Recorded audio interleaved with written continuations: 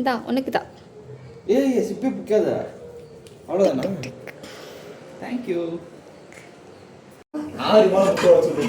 ஆரிவோல முட்டை உடச்சி என்னடா புருஷா அறிவு உனக்கு? நீ நினைப்பது என்ன மாதிரியா? ஆரி மாவில் முட்டை உடச்சிட்டு போகிறேன். என்ன ஒரு காமெடி இல்லையா? அது என்னன்னா, எனக்கு ஒரு பழக்கம் உண்டு. இந்த மாதிரி தக்காளி சட்னி பண்ணுற போதோ, பீட்ரூட் பொரியலோ இல்லை கீரை பொரியலோ பண்ணுறது போது நான் முட்டை உடச்சிடுவேன். அது எப்படின்னா, காலப்போக்கில் ஒரு ஸ்டேஜ் மேலே போயிட்டு இந்த பருப்பு குழம்புல கூட முட்டை உடச்சிடுவேன்னா, அதனாலேயே என்னவோ தெரில, என் புருஷனுக்கு அந்த டீஃபால்ட்டாக மைண்ட் செட் இருக்குது. நீ சாப்பாடு செய்கிறன்ற பேரில் 2 முட்டையை உடச்சி விட போகிற அவ்வளோதானே அப்படின்ற மாதிரி இருக்கும்.